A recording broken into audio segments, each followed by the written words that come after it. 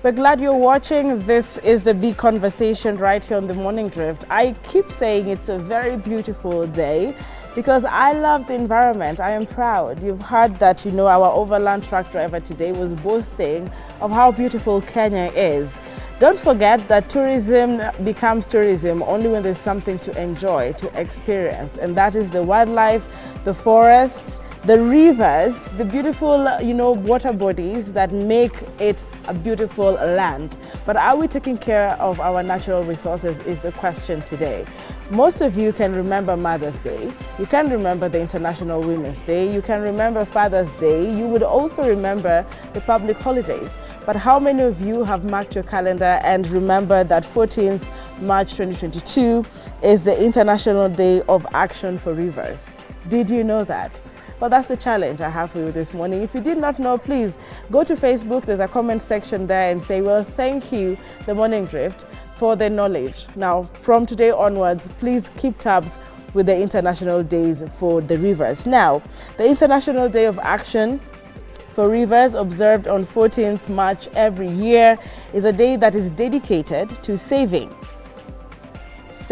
because, well, they need saving, celebrating because they should be celebrated, and creating awareness about the importance of rivers. Did you know that 2 million tons of sewage, industrial and agricultural waste are discharged into the world's water every day? Yes, it is the then equivalent of the weight of the entire human population of 6.8 thereabout billion people.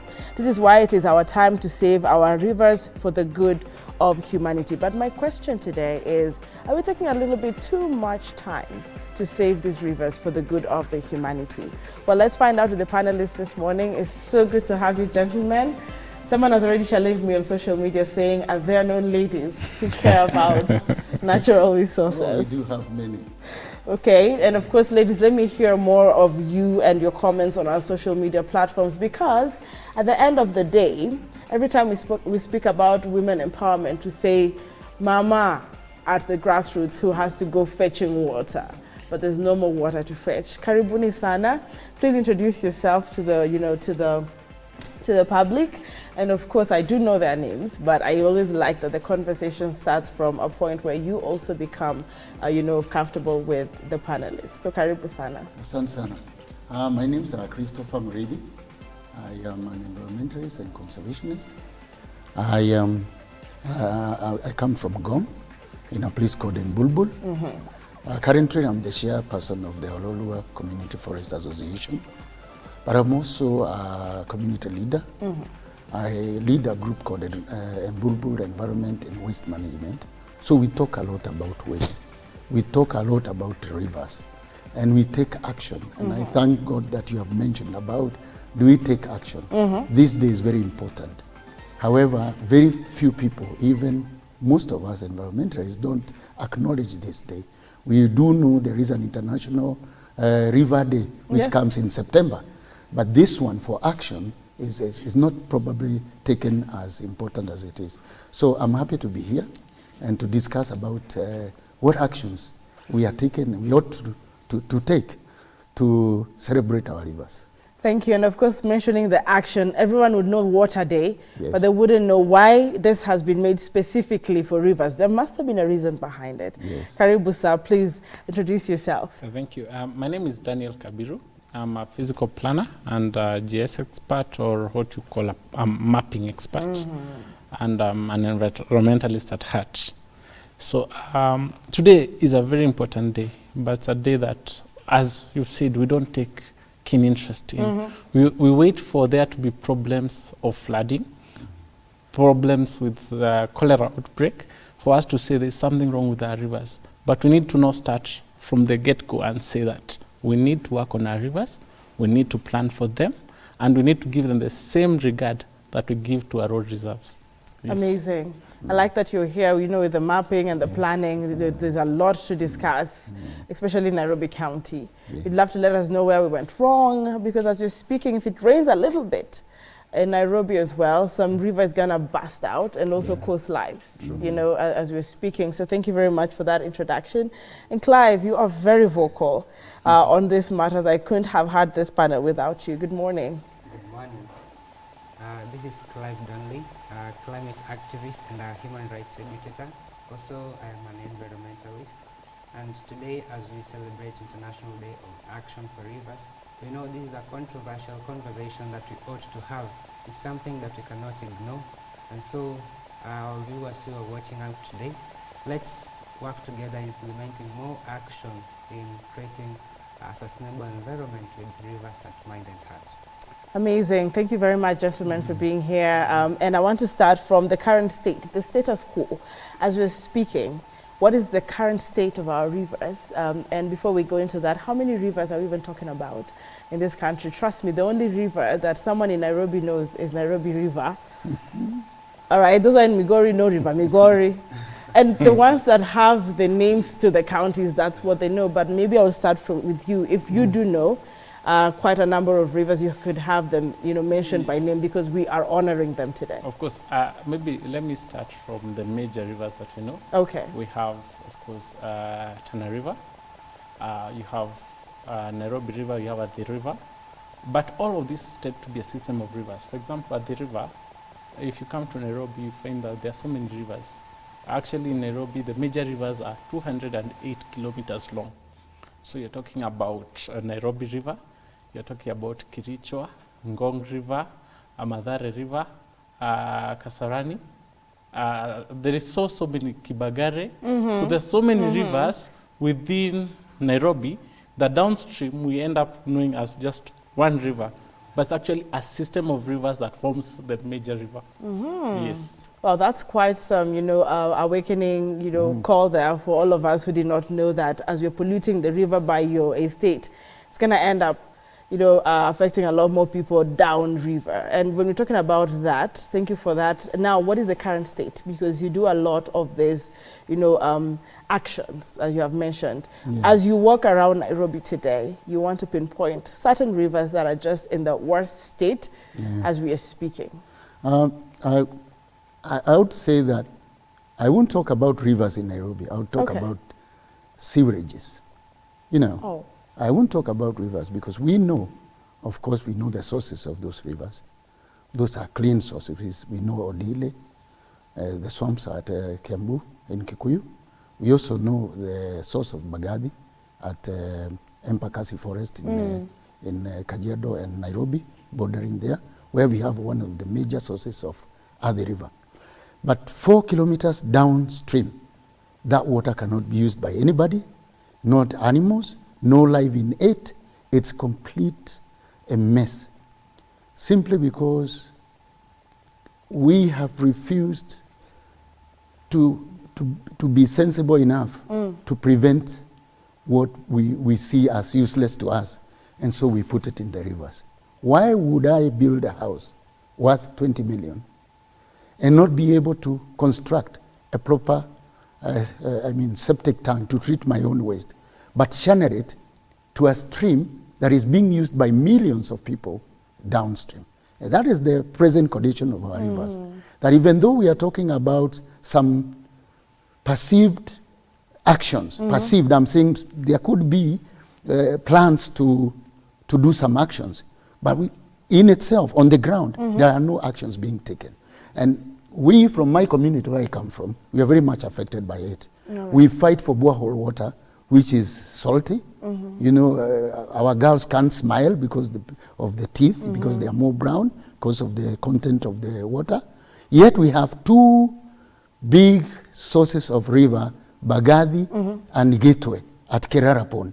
Clear, good, natural, given by God from a forest. But only 4 kilometers down there, we cannot be able to use it. So this is a clear indication of, like, one, we have become a society that does not want to be responsible. We refuse to be responsible. Actually, the word is we refuse. We are adamant, we are ignorant. Kwa Kiswahili tunasema tumekaidi. Tumekaidi sheria ambazo ni natural. Why should we pollute a river that we know gives us life? Many years ago when we came around Gong, we would go fishing into those rivers. We would go swimming. I remember I was baptized in one of those rivers. It's a mess. Nobody can be baptized in a sewer today. And so this is the situation all everywhere, and especially the rivers that are emitting around Nairobi or in major urban areas like here in Nairobi, and also other places like when you go to Kisumu, you also find the same places. When you find rivers passing through cities or urban areas, you'll see the same problem of people emitting effluent, industrial waste, farm waste, all those kind of stuff. And it is very sad. Action should have been taken 20 years ago. 20 years. 20 years ago. And of course, I want to hear from you, Clive. You seem itchy on that aspect, being one of the youngest generations. Yeah. Just add to that. Actually, adding on what he's saying, the state of our rivers today, it's really devastating because we are facing extreme challenges of stressed ecosystems. And because rivers are a critical part of the ecosystems in our country, they are all in devastated cycles. Today it is even difficult to find fish in Nairobi River. And there's an article we were reading in 1990s. We used to have fish. People used to go swimming in Nairobi River. And today it is really devastating to see the cycle of rivers.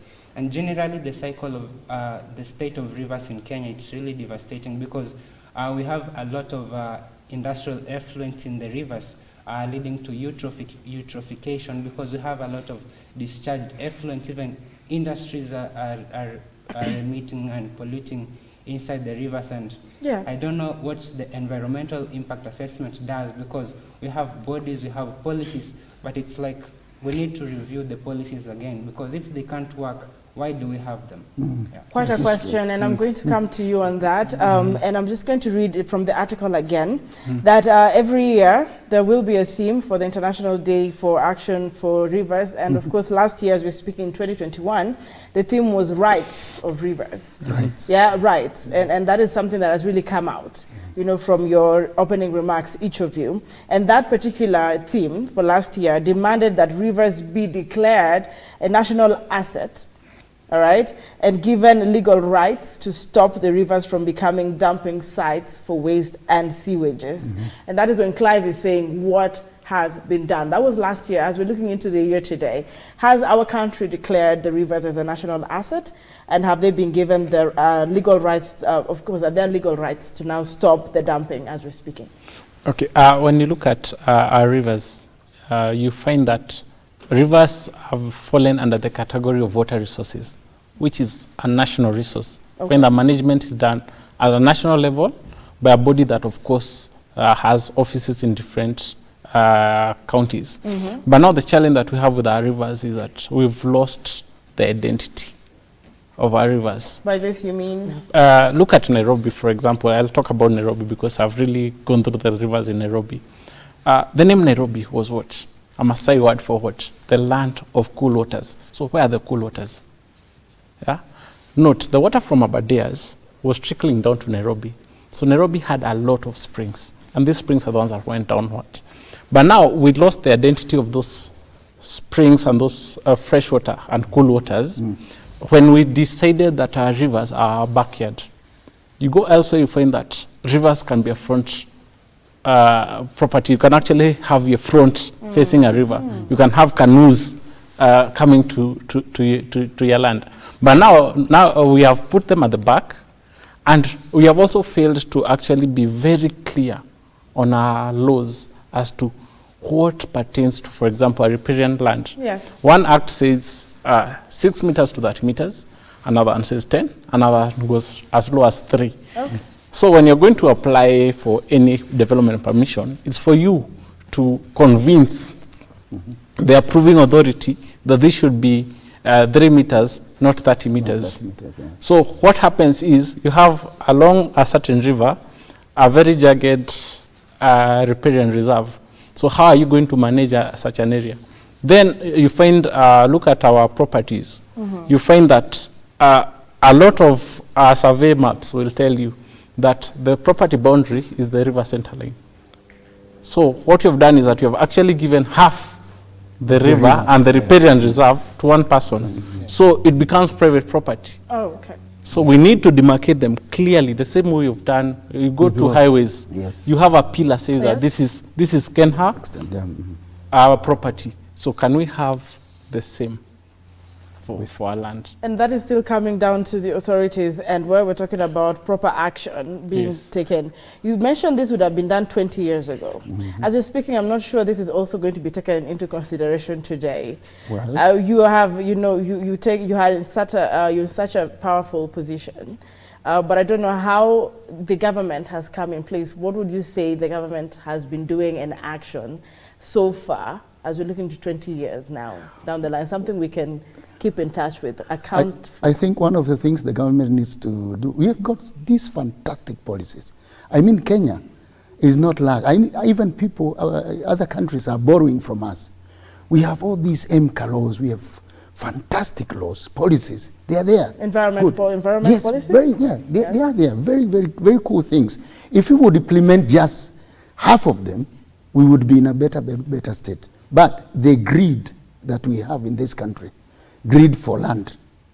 And that is why a riparian area cannot be well defined. Some places they say 6 or 3 meters, as he says. And you'd find somebody 6 meters from the river constructing a petrol station, knowing too well that it emits, their cars are being washed there, battery acid are being thrown into the river. You know, we need to stop and say, just as he said, that we identify our rivers, not just in the natural resources now, but properly put them in the map like this is the extent of Bagathi River. From this point to this point. There's no discussion about it. It must be 30 meters wide, you know, on both sides, whether it's from the middle of the river, on both sides, 15 meters. Let there be a proper law and policy that will guide us, not like when I apply for to construct something in my own personal land, I have to come and ask the surveyors to come, plus now the Water Resource Authority to come and say, this is, it's about negotiation. And in Kenya, negotiation is about who has money. If you have money, then you also build on top of a river. So we also need to discuss this thing, and government is unable to implement some very, very crucial laws on matters of not just the rivers, but also natural resources. Because rivers are made from like mountains, where we have forests, where also we have grabbed land where those rivers are. They are not identified as sources, like on Gong Hills, for example. I saw a report that was done some few years ago, maybe like 15 years ago. It said that Gong Hills alone had 115 streams flowing down from that mountain. Today, we have only 7 remaining. And these 7, only 2 are permanent, others are only seasonal ones. Why? Encroachment has gone to that level that there is no forest anymore. There's no catchment. And we know what trees does on the mountains. When it rains, they hold the water, they trickle the water down. And you know, all that system, the ecosystem that works in the forest. And so because of lack of identifying rivers as a very important natural resource, the same way we put matters of let's not cut trees. We should also say, let's not pollute our rivers. Let's say 30 meters, if that is the case. And I was in Europe, and people have their fronts, they have rivers in the fronts. And instead of me using the car, like in Netherlands, you have even a city where people don't use vehicles. The only thing that you can use there is a boat or a bicycle. And it is in the front. The rivers are clean, they have fish. I mean, imagine in the evening, jioni mnakaa hapo, na mtego mnatoa samaki, mnakula nje ya nyumba yako. But that surely would be beautiful, but we're looking at almost, saying from 13 to 7 rivers. Clive, where does this leave us? Are we headed to a place where we can actually do some saving, or how is it going to go for the good of humanity? First of all, we people, we need to understand that the issue of having a clean river and a clean environment is a matter of human rights concern. And we have to step up in stemming our ways of interaction and building a resilient future. First of all, in urban cities, rivers are more important because they also play a critical role in carbon sequestration, because as they flow, they absorb carbon and they sequestrate the carbon. So it gives, it makes the city to be relaxed and cool. And also moving forward, I think we also need to be more aware, we have to raise more awareness, and also we have to do away with the perpetual attitude of dumping into rivers, because some people have this knowledge in their minds, but they're still going to dump into the rivers. They're still going to charge industrial effluent into the rivers. And it's a matter of personal interest, but we need to pose a question to ourselves. If it's a matter of personal interest, how are we going to sustain the future ecosystem and the future generations from overusing the sustainability of the resources that we have? And this is why we need more action in implementing critical ways of having clean rivers in our ecosystems, rallying our community leaders, because people who discharge effluents, people who pollute rivers, they are our friends, they are our sisters, brothers, and even there are people in our households. So what are we doing as people who are stemming out there? Because if we make this conversation a national conversation, everybody is going to complain about the state of our rivers, but what are we doing about it? There's a lot of complaining, that's true, that's for sure. And I want to come back to you, and of course, just to read a bit of, I mentioned the theme last year. So someone is asking, so what's the theme this year? And I like that you have already brought it out very strongly, even before I mentioned it. There's biodiverse ecosystems rather, that are also one of the most threatened in the world. That is the rivers, of course. And this year, the International Rivers Organization has stated that it will mark the day by celebrating the importance of rivers to biodiversity. In the urban centers especially, I'm going to go down to the people back at home who seemingly are suffering more than we are, but just you want to touch on that aspect of biodiversity, or add to either of the remarks? Biodiversity. The riparian system, as the term implies, system, is actually a system, an intricate system that relies, it's not just about the water, because you find us complaining the water is foul and all that. We've had fish. We need fish, and the shoulder, what we call the riparian reserve, it's not an empty space. Okay. It's supposed to have the same character that the forest upstream has. And we have endangered so many animal species by coming next to the river, up to where the water is, to the point that they have started retreating. For example, Nairobi River. You go all the way to the boundary with Machakos. There is a waterfall there. There are birds, there are monkeys, there's an entire system there. And now with the trend that we have, when we get there, because we have not gotten it there, we are actually going to push them out. So we need to get to a point whereby we have our birds back. We have, if it's those monkeys and the likes, back in that system. Because it's supposed to behave as a park by itself. So it's actually a river. The riparian system is actually supposed to behave as a natural park. And as you said, it's very important in two things. Carbon sink, it absorbs the carbon, and heat sinks. That when a town is, the heat that is being generated in the town is absorbed by this riparian reserve. So it's a very intricate system that we need to bring back to life. We're talking about, oh, there's no fresh air in the city. You know, when people come in from the countryside, they say, nikifika tu Nairobi nikianza kuingia Kangemi nasikia kama nimekasirika. They do not know that at the end of the day, it's how you're throwing the matchbox into whichever place. You know, so I just want to read a few feedback. Good morning. Thank you very much for joining us on social media. And Freddie Nzensa is saying good morning there. Well, good morning here. Good morning. And Wendy Njuguna saying, I think we should educate people on this, especially border guys. I don't know how border guys have come in. Maybe you've experienced them, factories on sanitization, because people are really ignoring. Also, the government should implement pollution regulations. I don't know why she mentioned border. Could anyone, you know, pick it up? Okay, let me pick it up. Yes. From the border. Because in most of the rivers we see people from the border industry, and also some motorists, they wash their border borders and vehicles, direct into the rivers.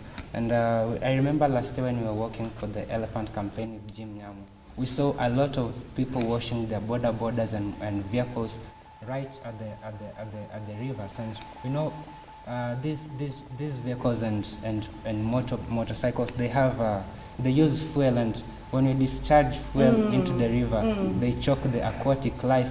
And for us, we do not remember what's going to happen downstream, because downstream we have so many people who depend on the state of the rivers, who depend on the river for cooking and washing, and we see more devastating cycles because of this. You know, imagining washing my scarf and it smells diesel. Yeah. Yes. And I have no idea because I live somewhere in Gong. Okay, I'm expecting it to smell all fresh. What do you think of what he's just said? Because then encroachment of technology is still coming in. It is a nuisance because the fact is that people are trying to take advantage of free things. You know, instead of you going to a proper car wash, where of course it's well managed. Some of them are properly managed, where they treat or they recycle their used water system. You'd find them down in a stream somewhere. They are not paying anybody, of course, but the effects of what they are doing, they may not be aware of that, and that also kills the life in the water. Unfortunately, also it kills the ecosystem around the river riparian areas. As he said, it's not just about the fish in the water. Okay. It's also about the other ecosystems that are there, ecology that supports the life in the water. Yes. We've got all these grasshoppers, we've got all these ants that jump into the stream for the fish to feed. It's a whole ecosystem that has been made to be that way and should be interfered with either by people going to wash their clothes, because also we know that detergents are also a big problem. We have seen people, especially this happens alongside in our upcountry homes where people go during weekends. They go with baskets and baskets of clothes with the detergents and just washing their clothes, and the detergents ending up into the rivers, not knowing that it's going to affect the people who are at downstream, not just people, even wildlife. Marine life that is there, and also their livestock, and also because that's where they take for their livestock. They feed their cows and they milk the cows. So that cycle returns back to us. So immediately we put all those chemicals into the rivers.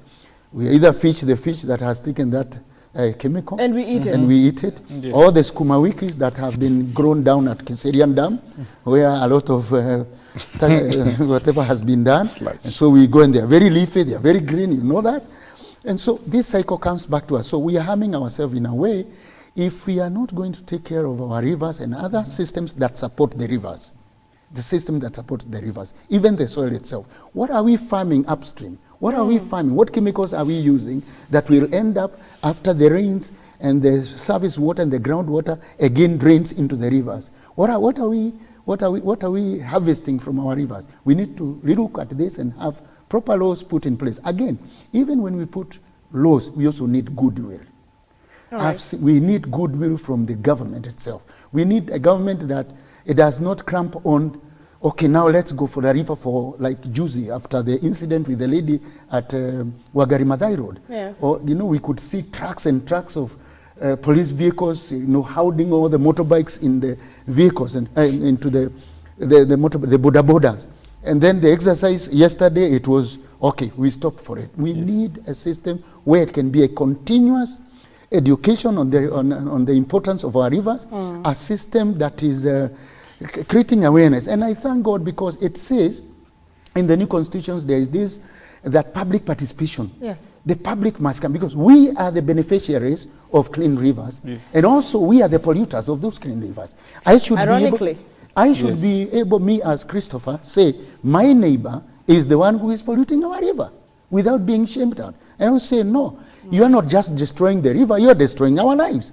Because downstream the rivers, that's where people are fishing. That's where the Ukambani people, like you remember the story of Thwake Dam, where the president said, now I want the rivers upstream to be cleaned. And that was an exercise in Fatal because we said, how do you clean rivers upstream like in Gongtown, where we don't have a sewage system? This plan must come, and he's a planner, the plan must come to keep our rivers clean. Yes. It must also come with sewage systems where now we know that we have an alternative, because everywhere it's the same problem. Because people emitting. Yeah, sorry, Christopher, because I was going to look at, this is now the current situation, so what are the solutions? We're coming in with your response after a short break. You do realize it's time to face you. You know, you can tell the body language, he's ready to say now, where are we going to put the sewers and the drainage? Because we still have to have factories coming up. Coming up. We're buying more vehicles for that matter.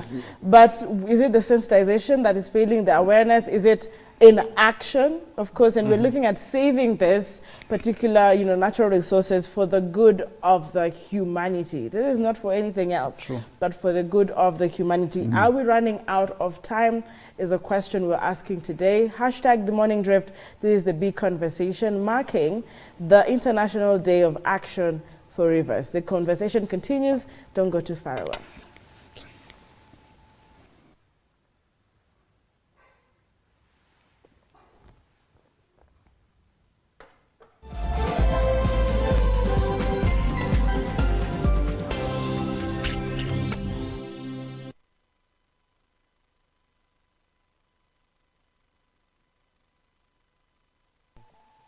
From your oh, no, actually it was hot water. I wonder how mine was hot water. Anyway, it is well. So yeah, I see a lot of feedback. And Kenyans, what you have said is very important, Mr. Chris. We are the beneficiaries and the definitors. True. You have said some people do this without knowledge.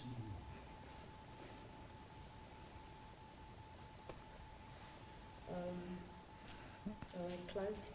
You might want to say something again for your sound level. Start checking it again. Okay. Yeah. Just stop. Good morning, this is Clive. Morning drift in conversation on rivers. Morning in conversation. So you're supposed to do something? Okay. Yeah, and I wanted to tell you to check your time. Yes.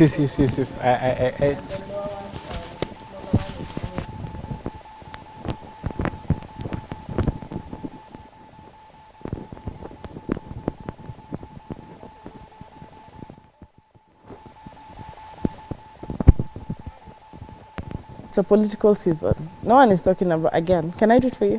Because I think you can't see yourself. Don't worry, I'm a host, so sometimes we, just to make sure, because they'll be marking you with circles. You know how they do? Yeah. Say, what happened to this guy? Okay, thank you.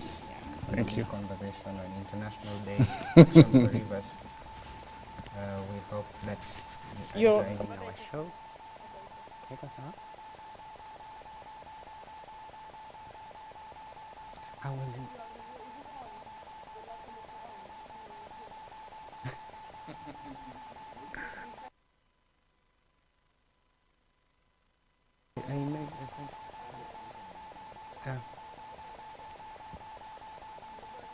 I was in Switzerland, and we were walking across the Rhine River that flows from the Alps. Then somebody asked me, what is the state of rivers in Kenya? You feel stressed even to talk about the state of rivers in your country.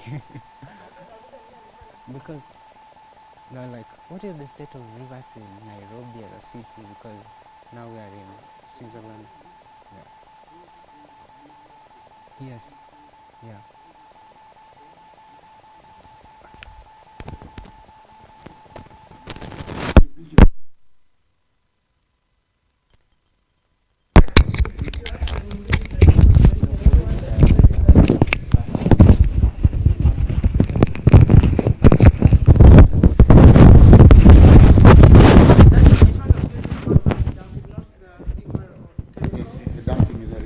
Yeah, now I'm seeing glasses. The photos we have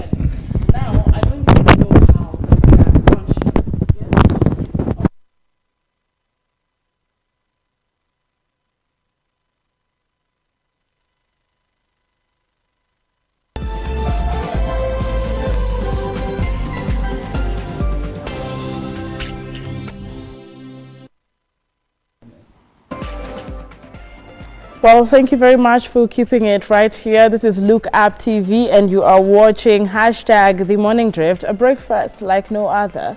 We're honoring a special day today. If you did not know what day it is, please mark your calendar and next time be in check. And of course, for all of you who are watching on social media, Edwin Kipkirui, well, I was about to say my favorite person, my loyal viewer, good morning, saying good morning, Nakuru following closely. You see, I'm going to read all the other comments, but welcome back. And when you mentioned our ladies cannot smile anymore, I know in Nakuru there's been the issue of, you know, the teeth discoloring. Is it something that you meant at the time when you said that this could be an effect of polluting the rivers? It is an effect because of the water that we have. The alkaline is very high, salty waters, like especially in Kajiado.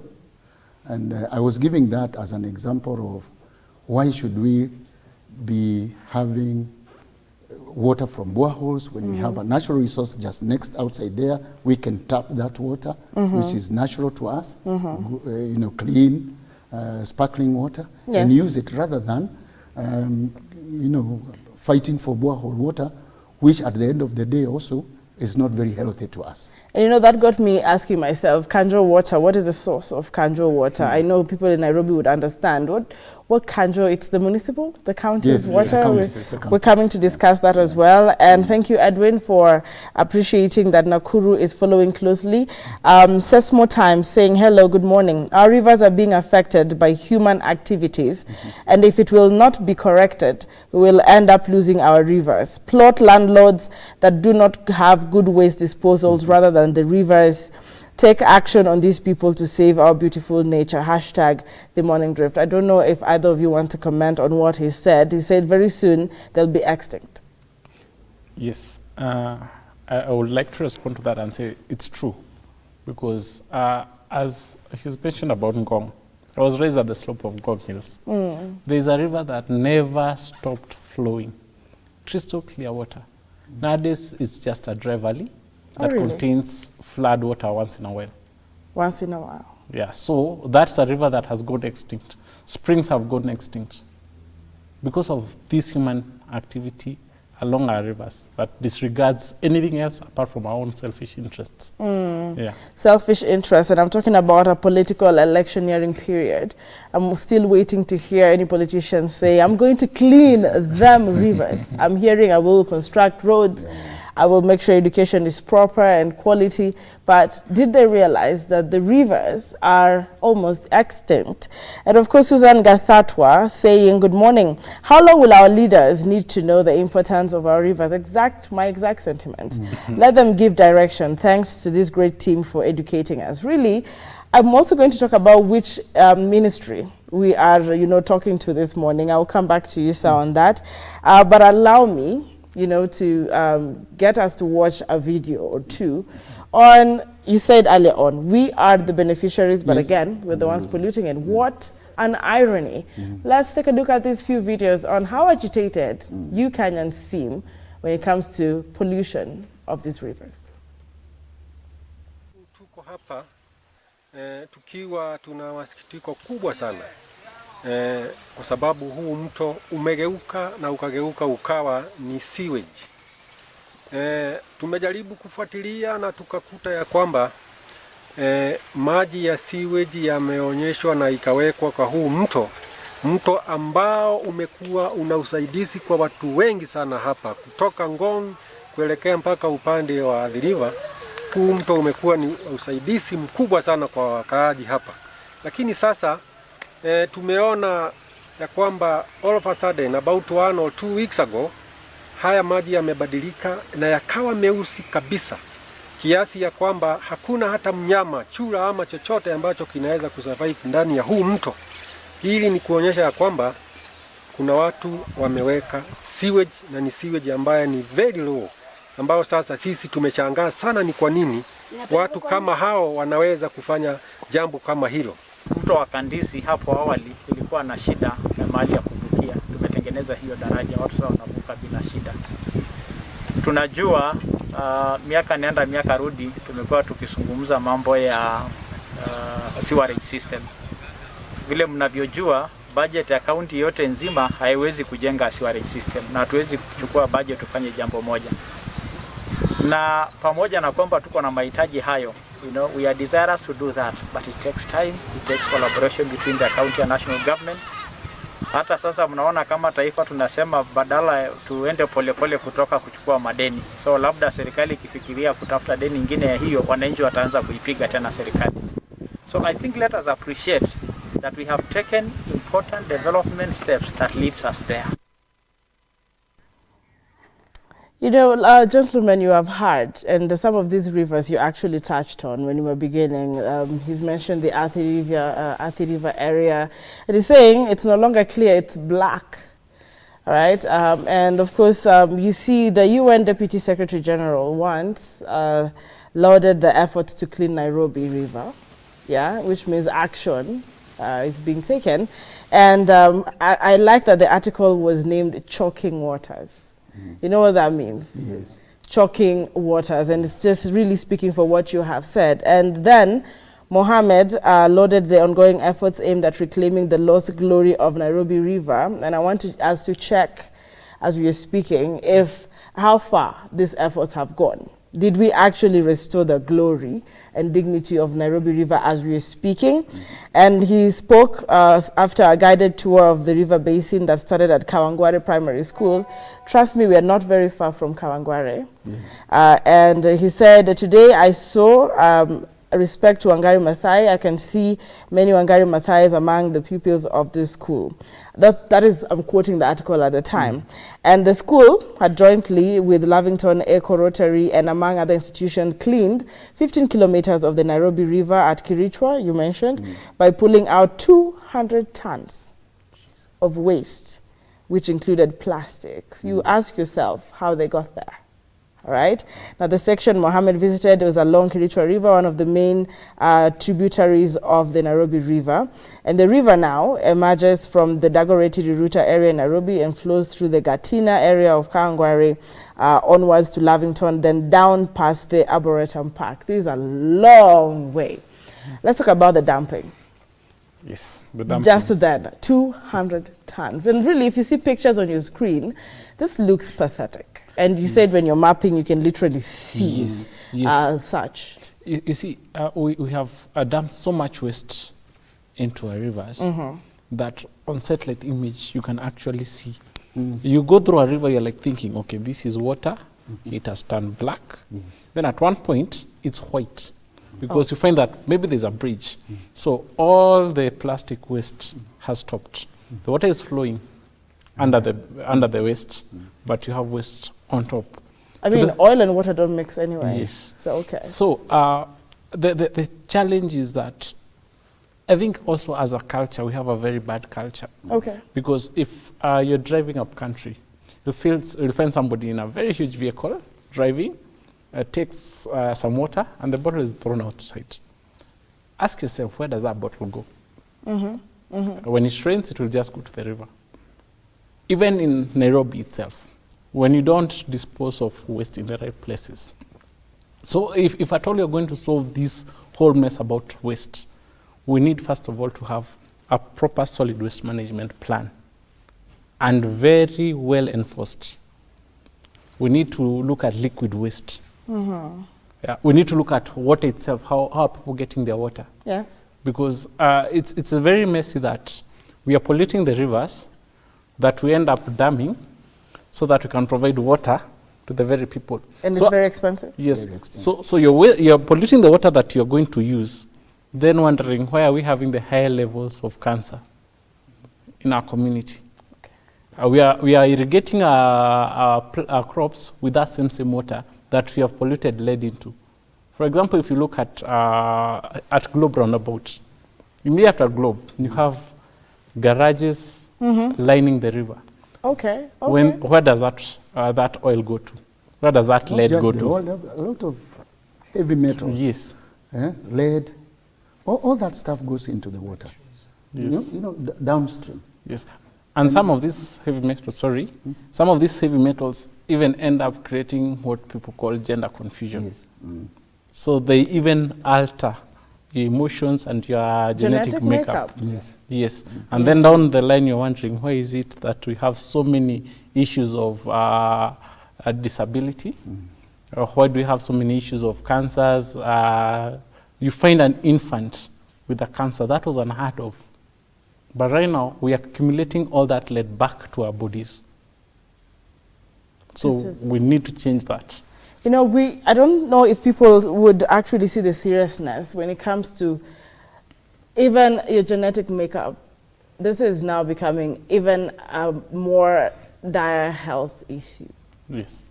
I don't know what you have to say about that. It is because if you read a lot about these things, there is some place it says also it's also changing the DNA. It's altering the DNA. It's altering the DNA because of those heavy metals that are inside there. Because there is magnesium, there is all these heavy ones. Mercury, call them anything. They are just distorting how human DNA is made of, and so there is a big danger. That's why now our immune system become much weaker and weaker every other day, simply because we have three things. One, we are consuming a lot of contaminated water. Yes. We're also eating food that has been also grown with heavy metals. Of course, we don't ask where the vegetables came from, how they were grown, where are the fruits from, isn't it? So, and also our air is highly polluted, even the air that we're breathing. Every time I walk in Nairobi, I have serious stomach upset and headache every time I'm in Nairobi. But once I arrive in my home, Bulbul, next to the forest, I'm like, Jesus, God, help me not to go back to Nairobi. It's that serious. It's that serious. But people living in Nairobi, they've just become so accustomed, they don't notice the difference. But we who are living from outside, I'm wondering, how do these guys, survive? So, yes, if you're not very careful, next, and I want to thank the Minister, Mr. Tobiko, for the last 3 years has been there since his appointment. I think he has brought some new energy into the Ministry of Environment and Forest, where NEMA is, a meteorological thing is, also in the working together with WRA, Water Resource Authority. There is some significant steps that are being taken to create more awareness. We are more aware about our forest now. We are more aware about Nairobi River now. And I thank God, you see the space that at Mishuki Memorial Park, what they did with it. You know, you can wonder, what about if we did the whole of our rivers like that, with so much energy and vigor that they overturned the same system? There was a huge dump site over there. You remember the Globe Cinema to Mishuki, whatever, all alongside, all the way up to the museums hills. And now they are at City Park doing the same. So we can see some actions being taken. However, it's not too late for us, but we need more energy, more synergies, bring a lot of departments into it, bring more money. It must be a national conversation, as we are talking here. It must be at top of the agenda. There is no proper development of a nation if the environment is at crossroad. We depend so much. It is environment cuts across board. Nobody will want to come and invest in Nairobi when they know that they will end up having breathing problems. They will end up consuming water that is very, very unhealthy. They will end up eating food that is grown, God knows by what. Nobody would want that. But if we keep our environment wholesome, you know, because wholesome, you know, from the top to the bottom, and put more resources and put more emphasis, like in matters of, we are talking about enforcement. Where's the enforcement? You know, the same way we see a lot of these traffic policemen. Like today, I saw hundreds of them from going towards here. I could count like 20 or so. Why are we not seeing environmental inspectors in our homes, in our estates? You know, quite a challenge. To challenge. So we need to do that. As again, also compliant. If me, Chris, like you are the planner, and I have a building construction that I want to do, I have this plan taken to for approval. It will not be approved until they are certain that I can be able to contain my liquid waste and my solid waste, isn't it so? But how does it work? That now someone who has all these approvals has very 8 inches of pipe driving through, crossing across the road. There is a plot I know, an owner, because he was on the other side, like 2 kilometers, he had to buy, to pass through the pipe to emit into a river. 3 chambers. Each chamber he was paying 200,000. So we have this challenge of not being compliant, not willing to be compliant, because you can cut short. Because it is not my problem. The waste that I generate, it's not my problem, it's somebody else's problem. That perception, we must deal with that. So there's a lot that you've brought in. Clive, you've been quiet for quite long, and you are not just a young citizen, you're also a student and activist. And I'm looking at how you've traveled across the world as well. You have borrowed quite, some knowledge. But as we're speaking, everything that they're saying is actually true, and we're looking at what have you been doing with your group when it comes to, first picking up these dumps. I know there's a lot of projects you've been doing. What are the young people doing in action for the rivers? Yes, first of all, I'll begin by saying young people today, they're at the forefront of actions, from climate action to action in conservation and environmental justice. And I appreciate the fact that young people today, they are stepping up. And on this note, I think the need of sustaining the ability of the present to meet their needs must not comprise the ability of the future to meet their needs. This is why we as young people today, we are so aggressive and so angry today. That's why I am an activist, because I'm worried about the future. And if I'm worried about the future, with my team at 1 Million Youth Action Challenge, we are implementing action challenges in relation to SDG 6. We need to have clean water for sanitation, clean water for drinking. And this is why we have been implementing action challenges. And when you just check in Switzerland, the students in Switzerland, they've been also been working with 1 Million Youth Action Challenge, cleaning Rhine River, which runs from the top of the Swiss Alps, running down. And Rhine River is one of the biggest rivers in Europe, and it's clean, it's being maintained. We can also do the same to our country, implementing actions, and also we have to do away with the perpetual attitude of dumping into our rivers. We want to see more ambitious policies. We want to see more people in our community grassroots levels coming up, because I cannot do it by myself, but if we work together collectively, we can do much better, because it is a decade of action for the planet, and we are making peace with nature. And to make peace with nature, it begins with a clean environment, clean river, because it is also a human right concern, and it is your right. This is why you must care and act aggressively to it. And I like when you say making peace with the nature, because at this rate, nature is hitting back. Yes. Yeah, and of course, let me read Josh Nabwa. He's saying, good morning. This is a candid conversation. Thank you. That should not only be a today's conversation, but an everyday conversation. Thanks for sparking it up. And the gentlemen are unearthing it so well that all stakeholders, including the public and the government, can start doing something about it to save this generation and generations to come. Yes. Clive is talking about taking action and making peace. I don't know, because we see a lot of you mapping people with the government. What would it be, an advice to them in actually making peace? Because like you said, policies are there. A lot of corruption is coming to play.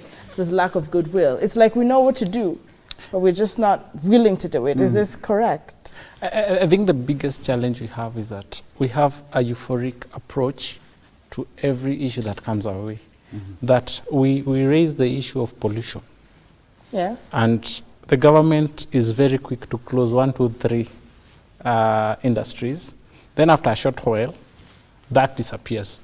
Because mapping, we actually mapped all the pollution points in Nairobi, including the industries, the plots, the toilets that are constructed on rivers. You wonder how that happens. Yeah, on rivers. Literally, the waste goes to the river itself. Yeah, we mapped even Changa and those kind of dens. Wow. Then that report, you're talking about a 1,500-page report, yeah, including maps and figures of everything, including the precise location. But the government will come in, because now they have been excited, work on it, Then in a very short while, they forget about it, move on to the next thing. We have to have a sustained effort towards conserving our rivers. Yes. Because Evaluate and that's what the monitor. issue. Yes. Okay. Because if they continue, they have the reports. If they continue preserving our rivers, conserving our rivers, making sure that we don't have wasteland, because you cannot consider the land next to a river wasteland. All right. Because that's one of the biggest problems. Because when you consider it a wasteland, then people will decide what to do with that. So we have to stop doing that. So we have to plan them as proper land that requires to be conserved.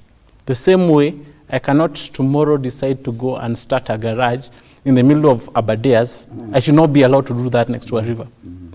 We cannot say that because this land is next to a river, this is where I'm going to come and quarry. No, some strange things happen in Kenya. Kiserian Dam, one side of the dam is a quarry, and it's active. That cannot be allowed. Okay. Yeah, we cannot dump effluent from abattoirs. Yeah? Again, let me go back to Kiserian. The water that comes from Kiserian slaughterhouse, it's a sludge of the waste, the green waste, and blood that goes to the river, which heads its way to the dam, which is supposed to be used for water for the people. This is disheartening, gentlemen. This is disheartening. Yes. So that has to stop. We have to have a continuous effort to preserve our rivers and to preserve our dams, because we have a very unique approach whereby we have water problem, construct a dam. But where is this water for these dams are coming from? Okay. And remember, I will quote Wangari Maathai in two things. Yes. One, she said this: Mother Nature is very unforgiving. So whatever you give it, it's going to give it back to you. That one is given. Number two, if you want to see the state of our environment, look at our rivers. If you're cut, you bleed. So you want to see how healthy we are environmentally, just look at the river. Yeah. All right, quite a challenge, and I'm going to pick that as your closing remark. I'm sorry because of time, and that was already powerful enough. And just to hear from you, sir, you are very keen on the grassroots, and I am personally very concerned about the woman back at home. How does she get this information? The men who are plowing, back at home. The sensitization seems to be ending in media, and probably they can't even Look Up TV, but they really are for sure, because our coverage is that huge. But how do we make sure that this sensitization, these campaigns really get to every Kenyan? Yeah, in the SDGs 11 and 12 says about sustainable communities and sustainable cities. Okay. So we want to have a system where that people are connected to nature. We are nature. Without nature, we are nothing. We eat food grown. That's nature. We take water coming from the mountains or from underneath. That is nature. We breathe the air, and that's nature. We need to have that connection that we shouldn't be hurting nature because we are hurting ourselves. We should bring this home into our villages and tell the people, look, guys, when you cut a tree upstream, the rivers will dry, and downstream, you'll not be able to grow fruits or vegetables, or even keep cows for your milk. So we need to bring that into awareness creation into the village. And that is how I came up with the idea of having village committees where we have communities owning their streets, owning their environment, have a day for cleanup, and refuse to put refuse into our rivers, into our systems. Because these plastics are coming from my house. How do I manage my waste right inside my home? We want to arrest all the waste and take it where, of course, we don't have a proper landfill in Kenya, anywhere, but take it where probably it's the best, not in the rivers. So we need to work out on our personal, me as Christopher, that how do I deal with this particular issue of pollution, waste, environment, and all that matters. If I'm able to do that, then I can spread the word to my neighbors. I use community radios. I use a lot of Facebook. I have 3 pages, and we use all alternatives. Sometimes I mount my vehicle with speakers and talk to the people, and we are able to bring a whole community and to bring sense into them to see why it is important to care and conserve and protect the environment. Thank you very much. So much you're doing. You know, I'd want to ask people back at home, what are you doing as a person? Before you say, well, the mapping people or, you know, the youth in action are not doing 1, 2, 3. You as a mother, when you're cleaning your baby's, you know, clothes, you know, and the waste, and where do you actually, you know, by the way, you have just started a very important matter. Because they probably don't know that. Mothers need, and I want to tell mothers all over in Kenya, please use, it's called washable diapers? Nappies, yes. Okay. These things are a menace. Okay. They are found in our waterways, everywhere, nappies, and now they are becoming the next big mess after the plastic bottles. You know, the irony, Clive, just give us your last remarks, very briefly. I want to reiterate on what he's saying, and majorly what you had said earlier, women and girls, they experience more devastating cycles when it comes to climate change that is already a compounded impact. And so when you have water scarcity, it means women and girls, majorly in the rural areas, they're going to face more diverse effects on these risks. So it is important for us to open our hearts and make peace with nature, because the virtue of humanity, it goes beyond humanity, but also to environment and conservation of our rivers and environment. Thank you very much, and I'll just, of course, appreciate the feedback. And Ashley Kimberly says, good morning, Anki. Today you guys are so good, getting my name right. Good morning. I love it when young people stand up for a cleaner environment.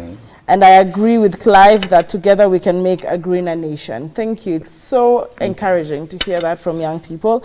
Mary Mushugia, I hope I pronounced your name correctly. Pardon me if I didn't. Good morning. This is a conversation that should always happen, and the government should put clear directives on conservation of our rivers. Thank you to the great team that is doing an amazing work by educating us.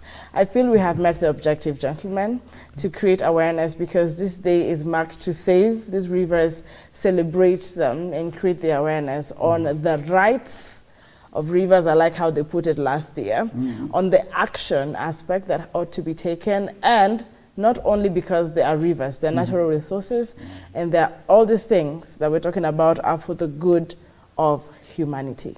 I like what you said, make peace with nature, because if you cut, you know, what we see is what is in the environment. Quite a challenge you've put across as well, Mr. Christopher, thank you for your time. Please come again.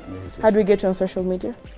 You can get me at social media. I have Environment Champions, also Mazingira Poa, and Ololua Community Forest Association. Thank you for what you do for the rivers. And you, sir, how do we get you on social media? Yes, you can get me, of course, on LinkedIn, Daniel Kabiru. Then again, the same name, Daniel Kabiru, you'll find that as my Twitter. No, not Twitter, sorry, my Facebook. Then on Twitter, you'll find me as at Kabiru Dan. All right, thank you very much. I'm sure they'll be keeping tabs with you. And Clive Dunley? Yes, for me, Facebook and Instagram, you can get me at Clive Dunley. You can also get me at atlasmovements.com. You can also get me at onemayak.com. And on Twitter, you can get me at Dunley Clive. The .coms that have come with the young generations, even when I asked you for your social media handles. Thank you very much. And remember, as I am closing, I just want to reiterate again once more that this day is celebrated annually. So please mark your calendars, 14th of March. I want to have this conversation again now with you on the ground. I'm working with my team to come and understand what you're doing for the Waters Day very soon. Yes, but for now, good morning, and keep it right here for the Drip and Flex. Don't go too far away.